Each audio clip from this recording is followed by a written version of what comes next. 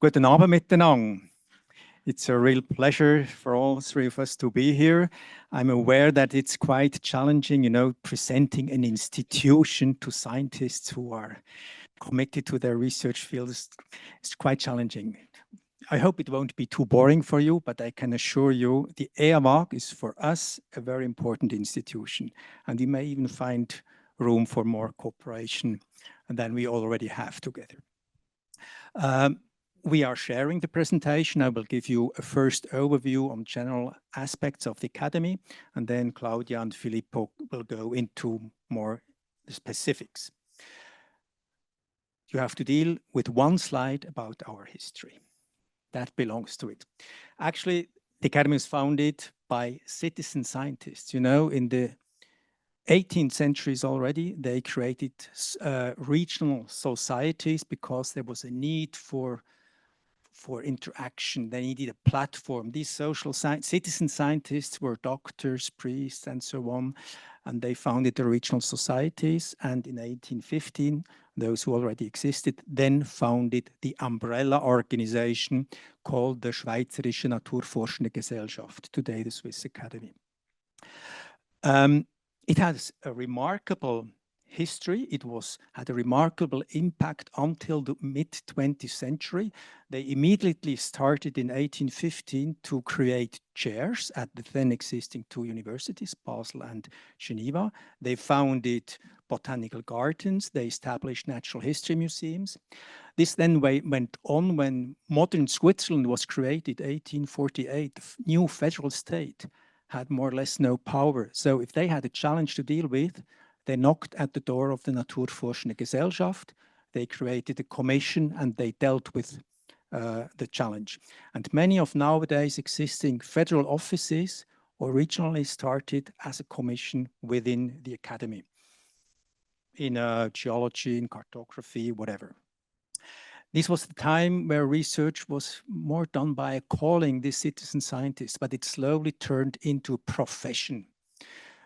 Typical was for that, a typical example is Alfred Döckervin, whom you see here in the picture, on his one of his traverses across Greenland.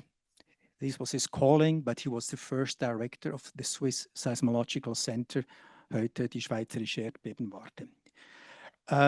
The Academy also founded actually the Swiss National Science Foundation, 1952, together with the other academies, because they realized we need a funding agency in Switzerland, though they had a lot of impact. And then with the professionalization of the system, universities being strong, the whole science system developing, the Academy lost of importance. But my thesis is that now there's a certain renaissance which we can experience. And this has to do with, now we're living in times of big science. How do you deal with big science? Okay, open science. We face the planetary boundaries. We have an issue of trust in science and so on. So there's more and more need actually for a comprehensive science arena where you can, apart from your everyday struggle as a scientist, competing with other scientists, where you can address fundamental issues. And that's typical what we are doing at the Academy. We provide this room, and that's why I would like to say that there's a certain renaissance, and we rediscover the importance of this science arena, as I call it. Here are the two main features, I would say. We are not the only institution that has an access to scientific communities. Eawag has it, ATH has, University of Geneva, they all have. But we may have the widest access to them across all the scientific communities, across all of Switzerland. And we are sort of an independent science platform, independent in the sense that we do not do our own research. So we are rather complementing the system of the research universities. So scientists who come and work with us at the Academy find somehow, I called it here a protected playground, einen geschützten Raum to deal with challenges of a higher importance. And these two combinations, the combination of this access and this independence is actually our strength, I would say. I would say we have a considerable convening power.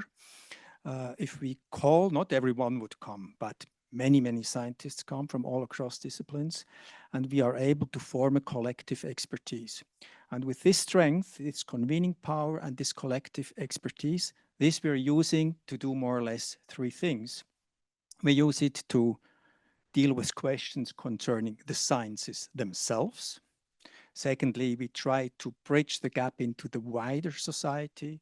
And third, of course, we are trying to promote an evidence-based politics in Switzerland, always with scientists whom we convene. So these would be our main three pillars of activity, our main mission.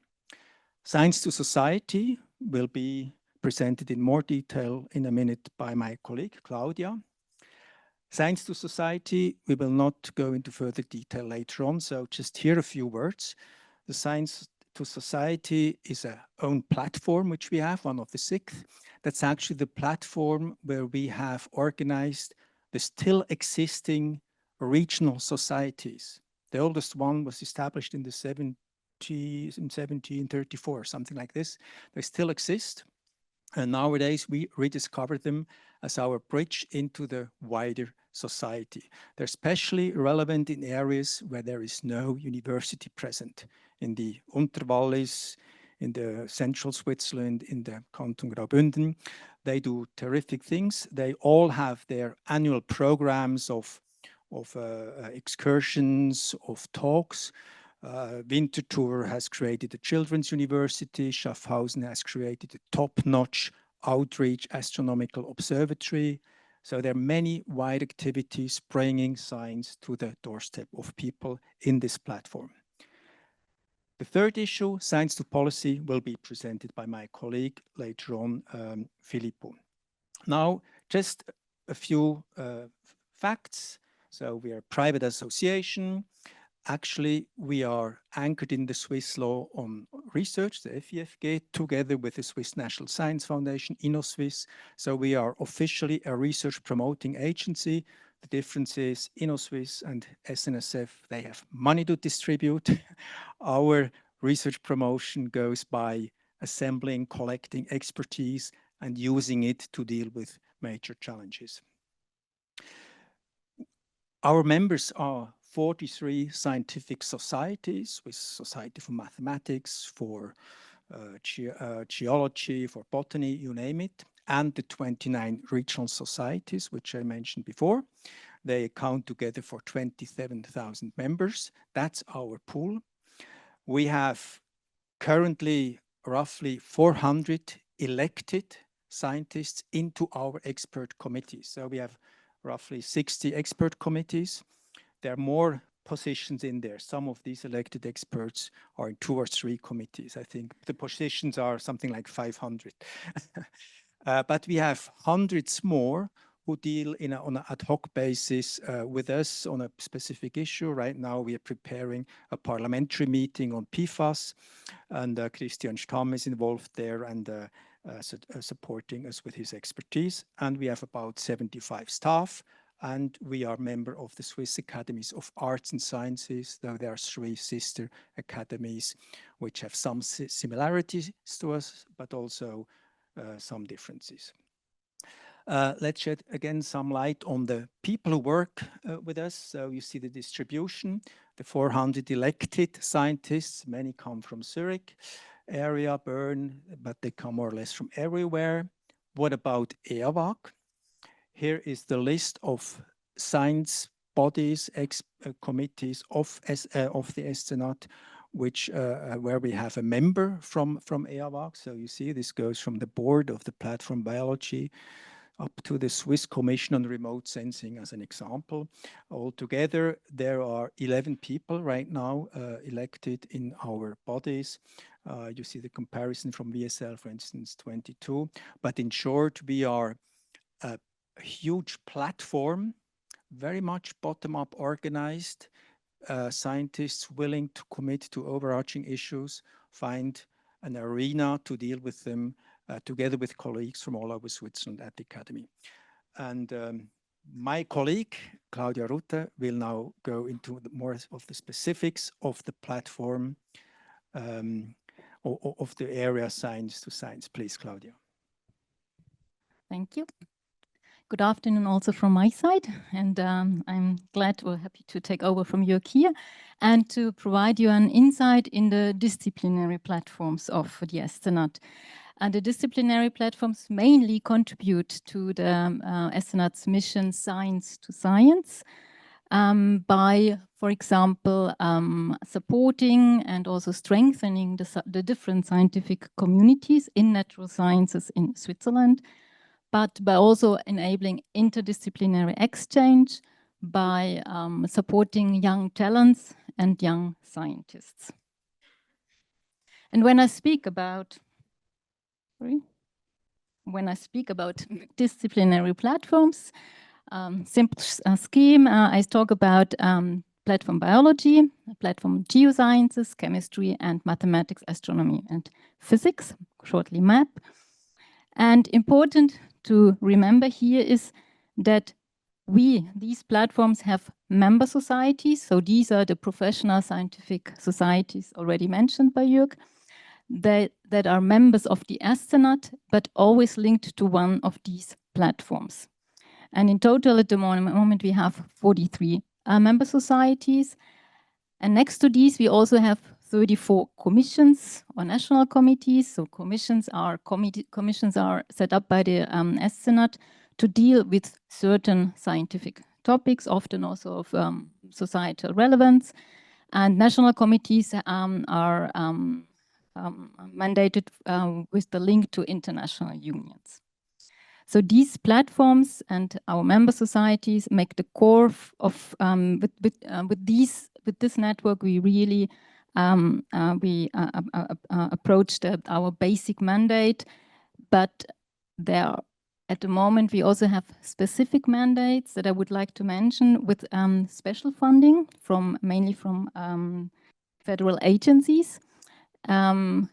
Dealing, for example, with the Swiss Natural History Museums, or with the promotion of young talents in the STEM field, or very recently with quantum technology. So this is just as an overall picture of the science to science part.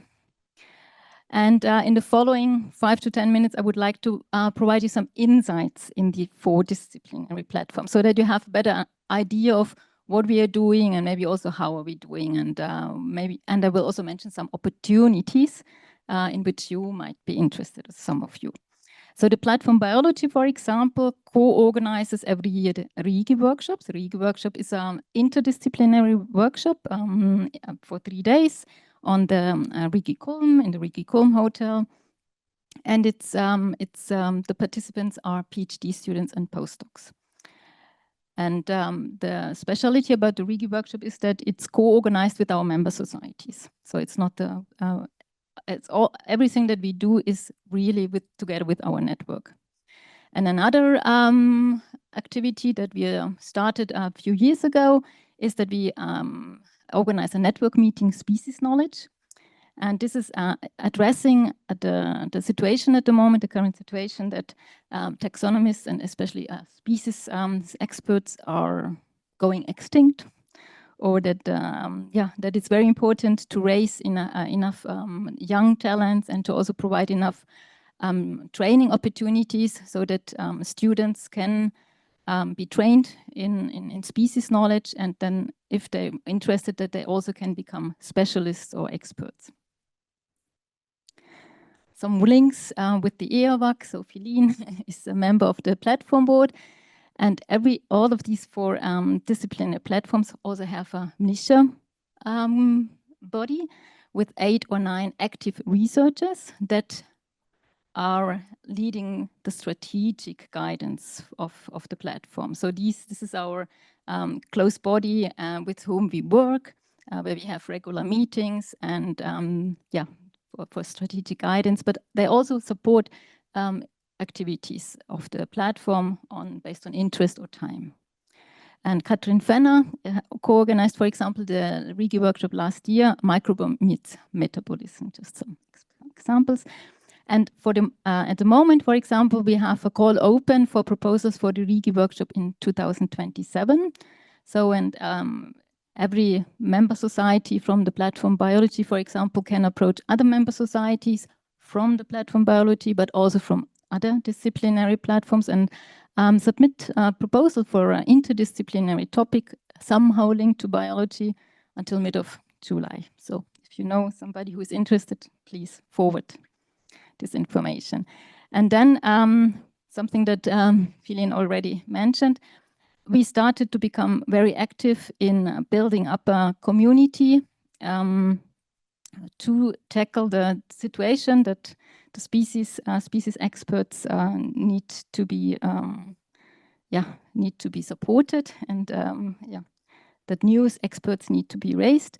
And the platform biology is the patron of the National Strategy Education Species Knowledge, and in this role it built up and supports a militia body, a very special one, that develops basic principles, that identifies gaps, and creates also new educational programs to promote and secure species expertise and also taxonomy in Switzerland. At the moment, for example, we welcome new members in this militia body. It's called Trägerschaft Bildung Artenkenntnisse. So everything is in German or in French in this national initiative. And new members are welcome from next year on for 3 terms, every 3 years term. So if you are interested in this activity, you can really contact me, and I can explain you a little bit more who is this body and how it works. The platform Geosciences co-organizes every year this huge Swiss Geoscience meeting that brings together the whole Geosciences community with almost 1,000 participants every year. And it also organizes every second year the Gurten Symposium that deals mainly also often with societal issues. At the moment, for example, it has also links with Eawag. Damen Buffar is a board member of the Swiss Society for Hydrology and Limnology, a member society of the Geosciences platform.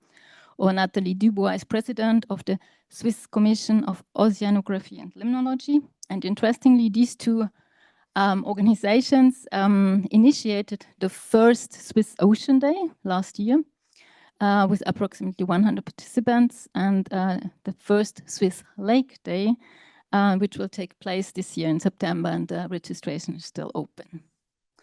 And the Commission for Oceanography and Limnology, for example, is also representing Switzerland in the Mediterranean Science Commission, in the UNESCO Intergovernmental Oceanographic Commission, and is the Federal Department of Foreign Affairs contact for the scientific part of the Swiss Maritime Strategy, and represents Switzerland in the 3rd UN Ocean Conference. This is just to give you an example how we also linked internationally. Then the platform Chemistry organizes every year a young faculty meeting. So for this, it invites all new PIs in the chemistry departments all over Switzerland, and exchanges for 1 or 2 days on specific issues that are interesting to these people that are new in a very kind of important and responsible position. And it also awards chemical landmarks, and you might know that the Eawag also received a chemical landmark award, was awarded with a chemical landmark due to its contributions to environmental chemistry, so for the Revolution in der Umweltchemie. And another link with Eawag, the young faculty meeting beginning this year, was had Dave Jansen as a speaker, and Katrin Fenner was also invited. And it dealt with the topic chemistry in a complex world, navigating interdisciplinarity. So you see often also interdisciplinarity is really important topic for all of our disciplinary platforms. And last but not least, the platform Mathematics, Astronomy, and Physics organizes also a young faculty meeting every year, and in the last year's portrayed women in science in the field of these 3 disciplines. So far, there are no links with Eawag.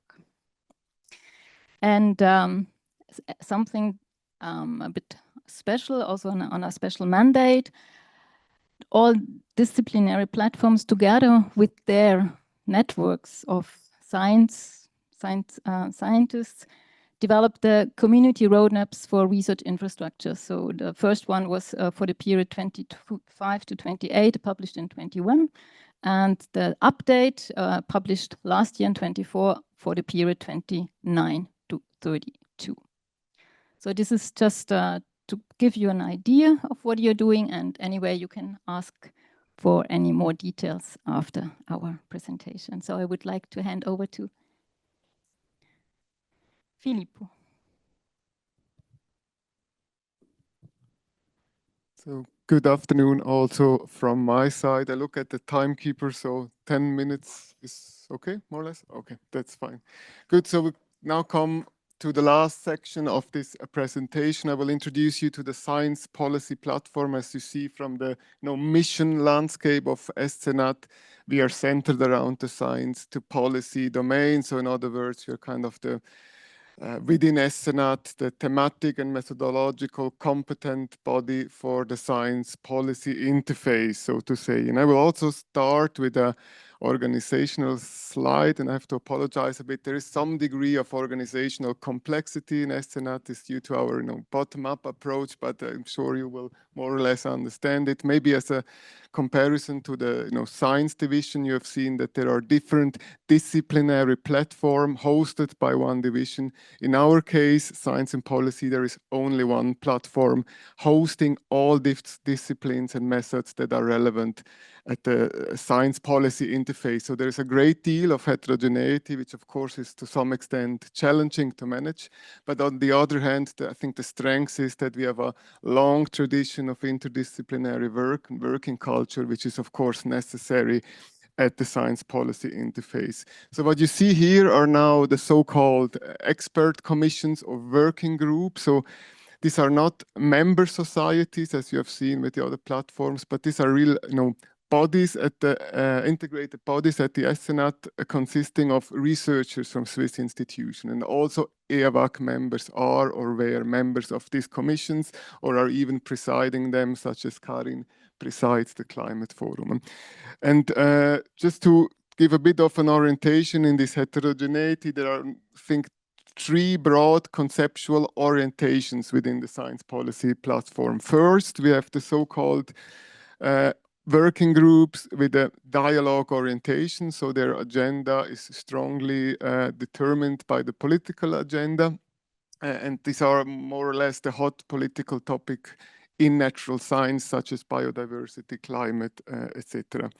Then we have a small group of more, let's say, research-focused working groups. At the center of the work is more like research coordination with links or individual links to politics as well. But then, as I've said it before, an important part, of course, is also that we look at the science policy interface also from the methodological or conceptual point of view. So we also host a working group for transdisciplinary research, which has also links to Eawag or sustainability or the Sustainability Research Initiative. So all this science policy mission and this organization now translates into an operating principle, and I've stated here in a very programmatic way a sentence that is illustrative for what holds the science policy platform together.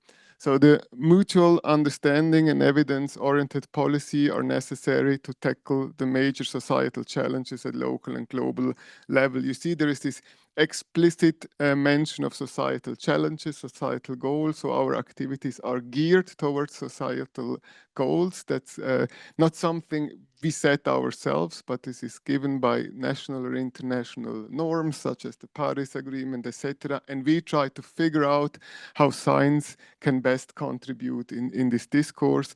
And of course, also important, the mutual understanding, highlighting that we do not have a linear understanding of science policy or of policy advice, but we really create the problem statements together, including the views of political stakeholders as well. And then our working approach links very much to what Jürg just said, what our modus operandi is at the Swiss Academy. So we're a national representative independent platform for collaboration at the science to science level, and for us at the science policy platform, of course, also at the science to policy interface. And what does that mean, the science to policy interface, in more concrete terms? So first of all, unlike the case unlike the situation in the disciplinary platforms where the agenda is very much driven by the needs of the research communities, in our case, activities are oriented towards a political agenda. So if sudden changes happen in the political landscape, we also have to react or even anticipate that. And as you know, paces are very different in the political and science system. So this is a major challenge, but we try to fulfill that with our work. The second point is a very relevant but also sensitive one. So as an institution, Swiss Academy, in the policy landscape, we act as an independent platform that points out policy options in accordance with scientific evidence. So we do not prescribe any course of actions. We do not do voting recommendations. And this is some sort of a two-edged sword. On the one hand, it gives us, the credibility and the independence to interact with different value orientations in the political system, different interest groups. But on the other hand, of course, this independence or pure science is a social construct, that is clear. So, and it's something which is increasingly difficult to uphold also for individual researchers in transformation processes. And it's something we need to be aware of, and something also, a reflection we also encourage. I will say something about this in a minute. Then, of course, I've mentioned interdisciplinarity. Of course, this is necessary and at the very root of our work. So looking at policy options requires a system-wide view. So we have a political scientist as a president of the Climate Forum as a good example. And of course, the compass of our work is always scientific integrity. So how do we pursue our purpose, and what are our activities? And I tried to map them in accordance with our 3 mission statements that we have seen before, and have rearranged them a bit, put the science to policy dimension in the middle, as it is our core pillar. But in my understanding, we also have to look at them as permeable or transcendent. So we cannot clearly separate them in our work. So our main activities, or what actually forms the science policy interface for us, are the 2 working horses dialogue formats with the parliament, with the federal administration, with interest groups, where we bring in and discuss relevant evidence, and then publications, or our publication formats, where we convey our messages and our content. So this can be larger assessments or also short fact sheets, but the commonality is that all our publications are really consolidated and broadly reviewed in the Swiss scientific community. Then, in order to have high quality science policy outcomes, we need also our work needs to be rooted in the scientific community. So we need collaborations across disciplines and institutions, and that's one strength of the academy, to have this access to the community. So it also builds an important pillar of the work of the science policy interface through community building and networking, events, working groups, etc. And then we not only do that at national level, we also act as some of our working group act as official entry doors to important international programs such as the IPCC or IPBES. So this is a bit of our activity landscape in a nutshell, what we do, and would like to highlight 2 very concrete and specific activities that are recent and that build on collaboration within our platform. And one of those are located more on the right side, so towards from science to policymakers and society. This is the report on trade-offs in planning renewable energies expansion. And this relates a bit to the point I've mentioned before. Sometimes changes happen very suddenly in the political landscape. This is what we saw 3 years ago with the paradigm shift in expanding renewable energies, where we saw accelerations at the political level at the potential cost of biodiversity and landscapes. I mean, you know this problem, and in the meanwhile, we have a lot of reports and working groups, but at the time, we kind of felt that science was not really prepared to react to that. So it is a topic that really needs a culture of interdisciplinary understanding and collaboration, and we worked on that, and our contribution that has been published last year is this report where we provided, science-based criteria for spatial planning based on a collaboration, very good collaboration between the climate, energy, biodiversity, and landscape science community, as well as different stakeholders. And now these criteria are actually used by cantonal administration to plan ground-mounted photovoltaics. So this is one example. And the second example, it has just been published today. It is rather on the left side of the spectrum. So it is a product targeted towards scientists that are involved in the science policy dialogue, and it exactly touches on what I've said before, the role conflicts that arise when, for example, we act as honest knowledge brokers as an institution.